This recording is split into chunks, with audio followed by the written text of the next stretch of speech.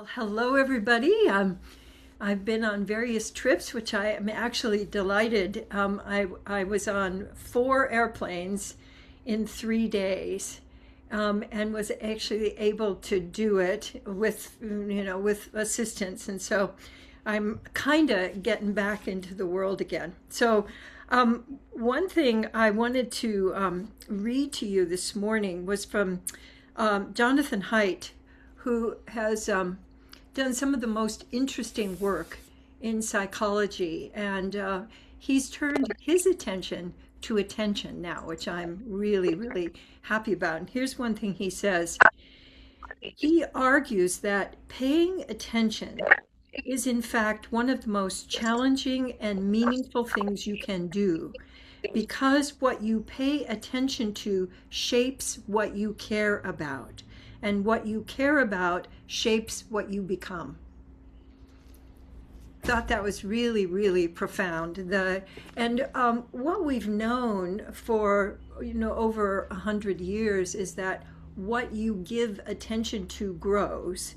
So the whole act of giving and receiving attention is basic to how we experience ourselves as humans. And I've become aware, especially in the last few years, that their attention is narrowing, the way that people are using their attention is narrowing, and that what goes with attention is how you shape your body is also narrowing. We just had another peacock invasion. There was a little scrabble, I don't know if you heard it, but the peacock has now gone over and next to the pool. But I also got to tell you that the other day, Gay, who gets up earlier than I do, saw a coyote almost get a peacock in our front yard. So we may live in a town, but we're right next to the wilds here. So that was fun. So the main thing that I've really received, because I've been traveling a little bit more and I've been seeing people, lots of people in airports and stuff. And what I notice is that most people are in their own little attention bubble. There's not, much going on between people. So for me, because I love to do presence, connect, play out in the world. So as I was moving around in the world, I was noticed that my attention changed the shape of the interaction. So my giving attention is actually, I think it makes you become a kind of an artist, because you're using your attention to open up what's possible, to open up connections. And the main thing that I got was that people are not moving. So there's really like 2 movements that people are doing. They're using their thumbs or their fingers, and nothing else is moving. Breath is not moving. Like we were out, getting a bite to eat when our plane got canceled and we spent the night in Phoenix. So I got to experience a Waffle House in Phoenix, which was also fun, to see that people are not getting the nourishment of connection. And so the main thing I wanted to suggest to us in our practice of the loop of awareness today is to add movement and add breath. So for example, letting your attention land. I'm liking the little jellyfish movement for landing. So the jellyfish kind of goes and then shapes. There's this expansion and then a little landing. So I'd love for you to do a little jellyfish move inside, letting your attention land somewhere. Like mine is landing in my sacrum, which is often a place that I give attention to for my stability. And imagining my attention landing, and then what movement wants to happen from the attention that you're giving to that part of you. And then letting your breath just be there with your movement. And that kind of spontaneous movement is the best thing for your brain. It is the most evolutionary move for your brain, is letting spontaneous movement happen. So much of our movement now, because of social media, people are editing their spontaneous movement, even more, than like when I was growing up. We said certain things we were supposed to do and not supposed to do, but we could move freely. So letting yourself now let your attention go out somewhere around you, like mine is landing on a lime that's hanging from the tree that's right outside the window here, and then letting yourself do a kind of a jellyfish landing on that, and then noticing how your body wants to move and breathe, just adding movement and breathing into that. And then letting your attention come back to you and let it land in a different place. Like mine is landing in my right heel. And I'm just kind of landing there, letting my attention move around and through, and noticing the kind of movement that wants to happen. So movement, breath, and attention. Movement, breath, and attention. Or your attention, then that opens breath, and then you can feel a movement. The movement can be tiny, or it can be very big. But when you combine those, just do that for a few times of letting your attention move, letting it land, and add in however your body wants to move, and breathe. One of the things I notice is if I'm more open, my breath always gets more open. So if I'm noticing something, how I know that I'm really in sync with it is that I can feel an expansion of my breathing. I feel a softness or an opening, or it flows into a different area. So weaving three things, because I think humans can remember three things, 3 to 5, but 3. So if you put attention, breath, and movement together, just in any combination, that's going to give you a dynamic, at least a three-dimensional expansion that you can feel moving more flow, more aliveness through you. Now, I would like you to also now include someone or some situation that's not where you are presently located. Like I have a number of people one whose mother's dying, someone else who's going to be getting surgery for cancer. So if you have someone in your life to whom you would like to give some attention, you can do that at a distance. I have found that my attention can travel over time and space.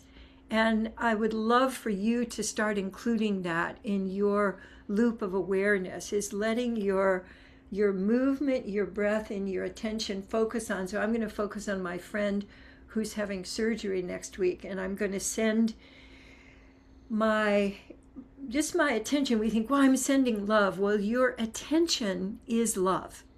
Your presence really is love. It's being in the same space with.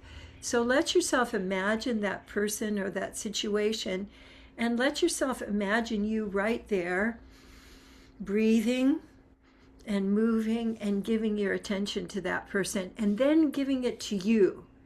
Because for any kind of caregiving, make sure you include you so that you're not letting it just all pour out of you. So letting yourself attend to you, thinking of that person, and then when I think of her, I get this wiggle, and I can feel it all the way down to my toes, and her ability to bring joy even into challenging situations, and I'm appreciating that and letting myself have that too. So including people and situations that are nearby and also not nearby. Yeah, beautiful. So let's take a look at, actually, let me read the quote again from Jonathan, because I just want you to really get that. Paying attention is, in fact, one of the most challenging and meaningful things you can do. I would call it giving attention, because paying attention, as we know, has a little bit more of a so I might even suggest that to Jonathan. So paying attention, giving attention is, in fact, one of the most challenging and meaningful things you can do, because what you pay attention to shapes what you care about. And I love that, because in our cultivating class that some of you have participated in, it's all about how you shape yourself. And how you shape yourself shapes your attention, shapes your interaction. So I love that he's got that. And what you care about shapes who you become. So he was really talking about what we call old story and new story. And so to give us another way of coming into old story, new story, let's have our card for today.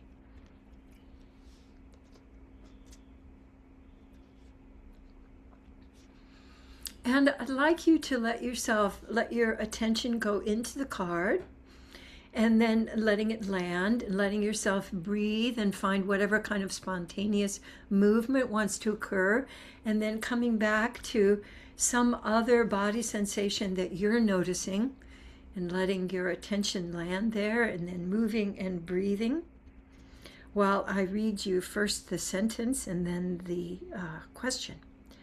My body sensations and inner experience guide me to know when I'm concealing and when I have something to reveal. This is not only a biggie, I would say this is the biggie, of all of our different integrity skill sets. My body sensations and inner experience guide me to know when I'm concealing and when I have something to reveal. Gay was just sharing with me this morning that one of his mentees was who's newly single, and he's been dating, and he has 2 girlfriends that he'd been getting into hassles with. And so Gay said, what have you been concealing from them? And would you be willing to have the sweaty 10-second or 10-minute conversation? And so his mentee was willing to do that and cleared it all up, in no time at all. So here's so at the base, when there's an issue, take a look at, is there some truth that I have not identified, and is there something to reveal that I've been withholding? So in what ways can my body sensations and experiences guide me to know when I'm concealing and when I have something to reveal? This is the quickest way to bring your body into flow, to bring your body into, your whole self into presence, so that you can co-create with the universe. Because when you're concealing, I'd say concealing is the root of all drama. Michelle and I were just talking about our experiences with Shakespeare. All dramas in Shakespeare are about concealing. They're all about secrets. So if you look at any of the, in any of the comedies, they get resolved by somebody revealing, and the tragedies happen because somebody didn't reveal, and then the drama escalates into a tragedy. And we see that, I think you can see that every day in your life. If you're following your body sensations, my body sensations have been such a friend to me, because it starts with what we call a feather. There's a little something that's off that you catch in your body, and you give your attention to it. You let yourself presence that, and wonder, and let yourself move and breathe. Poof! It will pop up, and almost always will pop up, and it's almost always something very simple. It will have to do with an agreement or a feeling or a communication. So, we'll have to do with an action that you did or didn't take, or a communication that you did or didn't make. And when you resolve those, then you're back in flow with the universe again.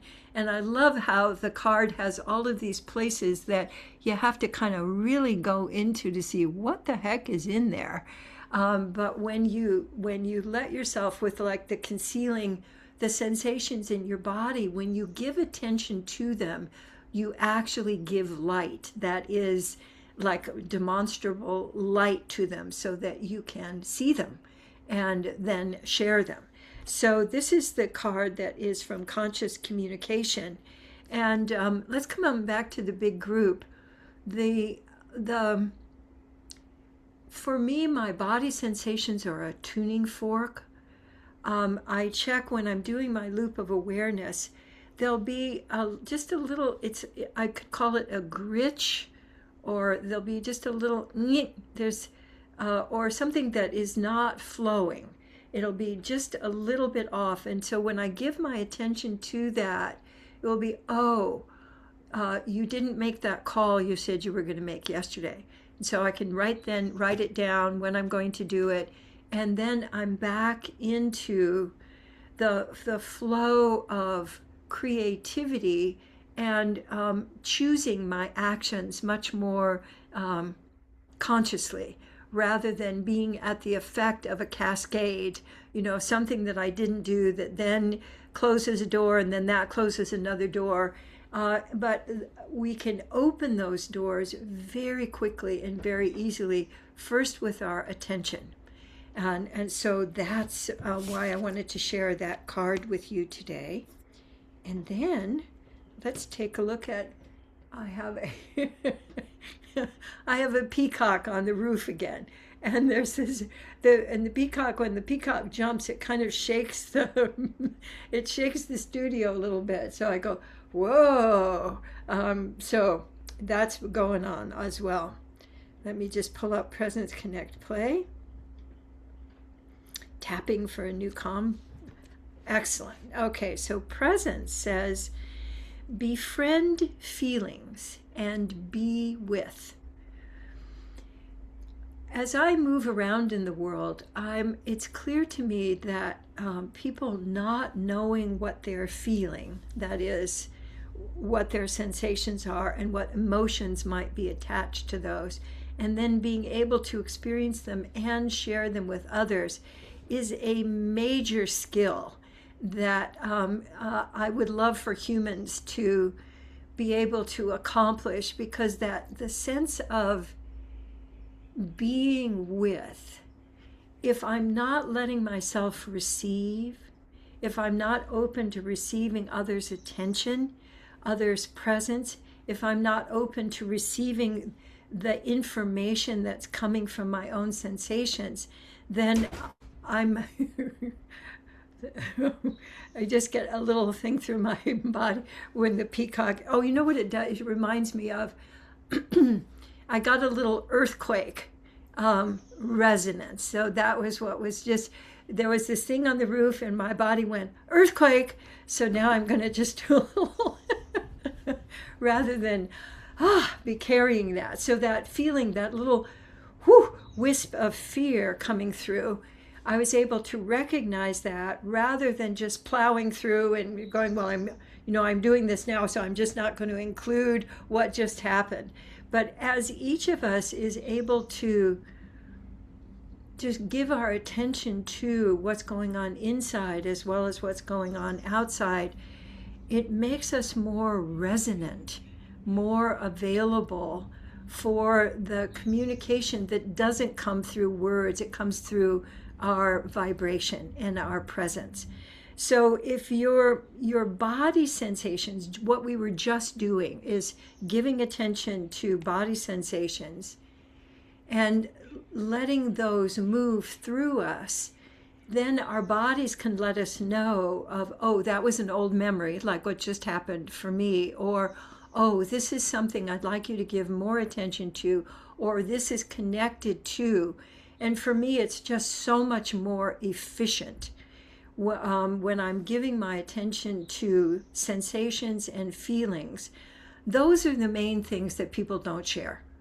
don't experience and don't share. And when we do, we get to be more alive. We get to enjoy the actual experience of being alive, and opening up the flow of sensation in our bodies.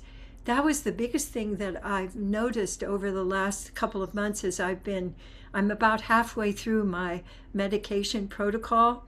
And what I'm basically noticing is that I had a trickle of sensation in my body, and now I have much more like an ocean of sensation in my body, and it's a huge transition for me that I actually feel very grateful, but also very teary, because it's like, oh, I was barely alive. I'm just I'm just kind of stunned that and I also appreciate your I think doing this on Monday was of great benefit to me, while I was in the middle of not really having a sense of how much my body had been injured by long COVID. So as I'm coming back, it's like, wow, there's all of this aliveness to experience. And so that's something that I want for everybody. And I think a lot of it comes through feelings, sensations, feelings and emotions, and feelings and communicating those. And it's a gift to others. If others know that you're available to be with whatever they're feeling, it's not as if you need to really say anything, just being with, it's a Winnie the Pooh kind of move, Winnie the Pooh and Eeyore, we're just kind of being with. Then there's this sense of I can be however I am, and I can be included, and I can be part of humanity and be giving and receiving attention. It's really, it's the basic part of acknowledging that we're all here on the planet together. And then connect is listen appreciatively. So listening for, I'm listening for the nuances. I'm listening for the feelings. I am listening for the space that is coming up in what the person is saying. I'm not listening for the details of who said what and who did what, but I'm listening for what's flowing in this person. And even just doing that without even saying anything opens up this connection that we both get to benefit from. So when I'm listening appreciatively, I benefit. It's not just that I'm giving my attention to the other person. I'm creating that flow of the loop of awareness and adding in my listening to that and my speaking. And then I can add in how I'm shaping my body. And all of that allows for the deep connection that I think is what we all need on a daily basis, just to actually function. But I'd like to do more than function. I'd like us all to be thriving. So, and play, play is let go. Now, how is let go play? Letting go. So I'd like you to think of something that you've been carrying around for a while. It could be a conflict with someone. It could be a burden of something. It could be something you've been trying to figure out. And you haven't been. So I'd like everybody to get one. And then I'd like you to, if you've got a pen or a pencil, I'd like you to grab a pen or a pencil. And if you're ready to, or just something that you've got that's nearby, I'd like you to let it go. Just let it go. And then notice what you experience in your body. So I immediately got a kind of a streaming, it's like an internal shower when I let go. So again, pick it up and hold on to that thing and be worrying about it and thinking about it and planning and what you're going to do and what the person, the other person needs to do before you can do the thing that you're supposed to do, and just really being about it. And then notice how pleasurable that is to be holding on to it. And then if you'd be willing to just simply let go, just let go.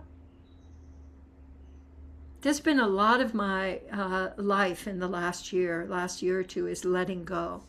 And the act of letting go, there's such freedom in that for you to then notice, and now what? So I've let go, and now what? And now what I experience in my body of, first of all, I just notice more space as I'm looking around. I feel more centered in myself. I can feel my feet. And so what I notice right in this moment of playing with this is that I experience choice. So the next thing that I do, I feel I'm choosing rather than I have to, or I'm pushing myself, or something from out there is demanding. So even if it's a little action that you take from choice, that allows you to then play. Because play is really about being able to toss things, being able to move things around by choice. So play allows us to open up to the creative force of the universe, which is always choosing, and allows us to choose from what we really want and what we're noticing rather than from what's coming at us. So those are the experiments for today, and I'd love for you to join those together: befriending feelings, listening appreciatively, and letting go. So you could let go, for example, of a thought like, oh, I didn't think you liked me. So that's one of the things when you let go of the you go, oh, so that's the question for me is, do you really, I like you, do you really like me? You know, that's those basic, would you be my friend? Well, I don't know, right? So that all of us deal with at some level. So, I'm so happy to be back with you all, and I'm so happy to be feeling better. Oh, there's one other thing I wanted to share with you.